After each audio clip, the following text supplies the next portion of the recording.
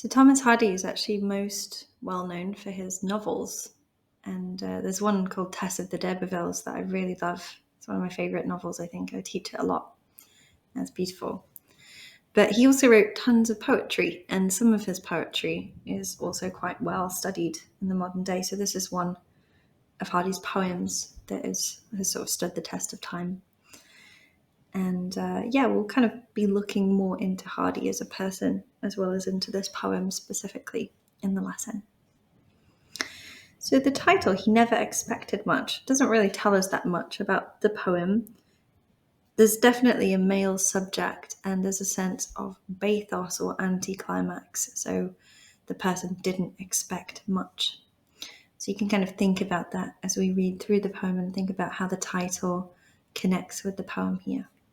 So the style of the language is a little bit old-fashioned just because of when Hardy was writing, but the language itself is reasonably simplistic, and you should be able to roughly understand what he's saying here.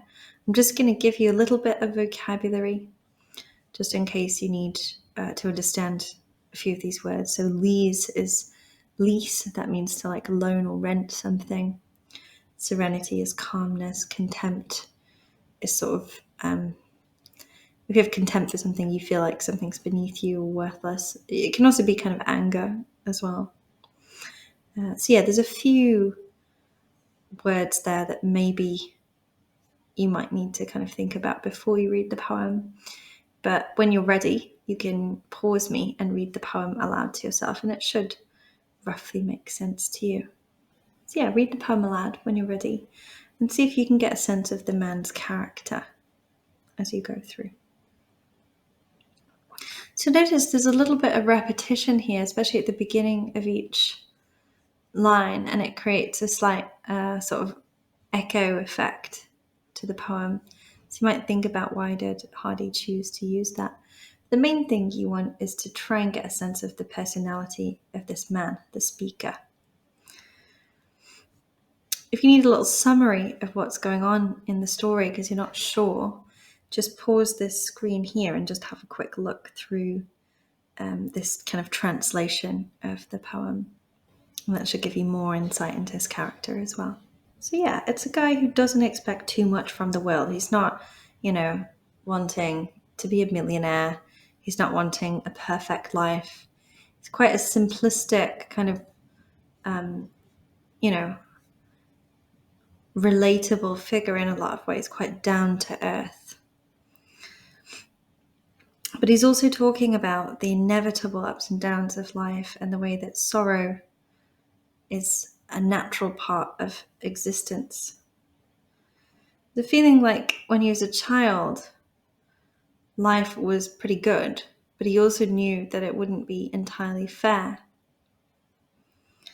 There's a little bit of a potentially sarcastic tone as well, so you can kind of interpret whether you think he's kind of like mocking the sort of failure of his life, or whether he's kind of genuine in his fact that he's kind of endured the difficulties and the ups and downs of life, and he's kind of led a very balanced, sort of moderate life. When he's talking to you, so he's saying, he's speaking to you, he's actually addressing the world. So he's a man who's talking directly to the world. You can see here, well, world, you've kept faith with me. On the whole, you've been about what you said you would be. Since I was a child, I would watch the sky, and I didn't ever expect life to be fair. Since then, you said many times in that mysterious voice from the clouds and hills, so that's possibly the voice of God or the voice of nature, many have loved me, the world desperately, many with smooth calmness, others have contempted me till they dropped underground. So this bit here is the voice of the world itself. You might want to annotate that on your poem if you weren't sure about that kind of shift in voice there in the second stanza. I don't promise too much, child, not too much, just neutral tinted things that happen. Neutral tinted is neither good nor bad. Stuff that happens, it happens. It's not necessarily good or bad. You said to minds like me. So here it's switching back to the speaker, to the man himself. So from the end of stanza 2 up until halfway through stanza 3, this is the voice of the world itself, and then back to the man at the end. You said to minds like mine, wise warning for your credit's sake, which I, for one, failed not to take. So there's these words, credit, lease, stuff to do with money you might think about as well, just like a little bit of an undercurrent of talking about money there. So yeah, it's possibly a sarcastic tone. Well, world, at the beginning. There's also this sense of balance, though. Smooth serenity versus contempt, the ups and downs of life, the different ways that people actually react to their lives as well. Some people face their lives with calmness, others with anger. They feel like, the world owes them something. They didn't quite get a fair run of it in life. So it's a contemplative poem. It's encouraging us to contemplate our own lives and reflect upon our own attitude to life and to the world around us, and maybe to more abstract ideas like God and whether God has given us a certain position in life to be in, or that type of idea as well. So if you want a little task, it would be good for you to just kind of pause for a second and write down what you think your life is. It's like, I know, it's a big ask. Do you think you're lucky, you're unlucky, you've been born into a fortunate or unfortunate position in life? Do you have everything that you need? Do you know where your life is going or not? So you can think about your beliefs about life and, do you believe in kind of fate, or do you believe like it's completely random, people are just born into any position in society? So you can kind of reflect on your own thoughts about these themes and then compare your attitude to life with the attitude of this man in the poem. I think that's the main purpose of this poem, is to get us to contemplate our own attitudes as well. So a lot of imagery that you can kind of go through in more detail. Some kind of truisms or sort of moral kind of aphorisms, messages, those types of things coming through the poem as well, which is Hardy's way of saying that it's a didactic poem. He's intending to teach us about how to kind of curate our attitude to life in order to be happy with what we have. So it's not necessarily, here's how you become extremely successful, or here's how you win at life. It's more like, here's how you achieve kind of a balanced acceptance of all of the goods and bads that you've experienced in your life, or that you feel have happened to you in your existence.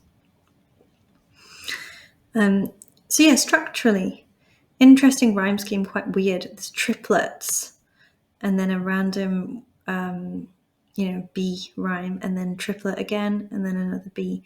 So it sort of ties each other together, and there's some iambic tetrameter, but also some looser rhythms. So there's a sense of like, a melodic chant-like feel to the poem. It feels quite well structured, but also a little bit varied as well. So the poem is about an old man looking back on his life, and it's written when Hardy was near the end of his life as well, around his birthday. So it's kind of him marking another year of his life, him reflecting on his own life. The voice of the poem feels a little bit more like a kind of country speaker, because Hardy actually really liked kind of writing in this sort of country style speech and imitating the speech of the people in Dorset in particular, which is where he lived. So certain things like, overmuch or neutral tinted haps and such, it doesn't sound like how very well educated, top levels of society would speak in this time. It sounds more like a kind of country person who's sort of like an everyday average kind of man. And usually those types of people were actually the subjects of Hardy's poem as well. He preferred to kind of analyze those kinds of people in his writing. So we could see the speaker as Hardy himself, but also It's definitely a kind of character of an old man who's a lot more countrified than Hardy was, who's kind of reflecting on his own quite simplistic existence. Hardy actually had quite a complex existence, so we couldn't exactly just map this poem onto Hardy himself, because his own life was pretty kind of irregular and strange, and he's also trained as an architect, and then he became a writer, so he was reasonably well educated in multiple fields. So yeah, he kind of writes about classes that are lower than himself in society, to try and get people from his own class to empathize with those lower classes. So yeah, a couple of attitudes or opinions here. Our expectations and satisfactions are kind of linked in life. Like if you expect loads, because if you think of the title, he didn't expect too much, so he's quite happy. If you expect too much of life, you might be very disappointed. Satisfaction is maybe about gratitude and appreciation for what you have, rather than always thinking you don't have enough, you need more, you need something different. So there's a sense of like, one of the messages of this poem is we should be happy with what we have. Everything is, chaotic, and life is always up and down. There's no one has a perfect life where nothing bad ever happens to them, unless they live in like, a bubble and never go out or do anything. So yeah, there's highs and lows. The more we expect from life, the more disappointed we can be. You can figure out if you agree with that belief or not. Personally, I expect a lot of myself, and then I demand quite a lot from life because I have high expectations of myself. And I'm not usually actually disappointed. I do, things take longer to achieve than I would like them to, and that kind of thing. But I do generally, if I set goals, most of the goals I manage to achieve and do quite well with. So personally, I find satisfaction in life from setting goals that feel difficult and then achieving those goals.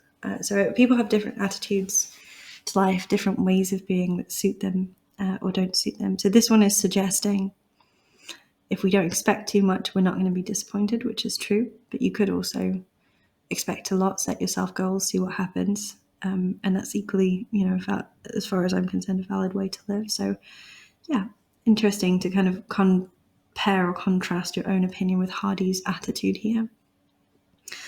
But yeah, there's also a sense, I agree a lot with the second attitude personally, which is that there are blows in life, things that go wrong, and that's part of life itself. It's as important as the things that go right, and it's important to respect and acknowledge the balance of those. We shouldn't expect our lives to always be perfect, to always go well, for every day to always be as good as the last day, or that kind of thing. It's natural to have ebbs and flows in your life. So yeah, there's a sense that type of attitude encourages and enables the speaker to sort of successfully reach a ripe old age where he's comfortable with his existence. So there's a lot of themes here. You can pick two of them and make little mind maps on the ideas of the themes, including quotations from the poem, analysis of those quotations, and thinking about the message behind that theme as well. And then when you're ready, you can also do some little exercises and try this essay question. So yeah, this is quite a philosophical poem, helping you to reflect on your own life. So hopefully you've thought a bit more about it, come to your own conclusions, and you're feeling a bit more confident as well with this poem. If you need more help, you can go to scribbly.com for downloadable documents, including this one, and also for more lessons and general help with essays, tutoring, all that type of stuff. So yeah, thank you for listening, and hopefully I'll see you soon in a future lesson.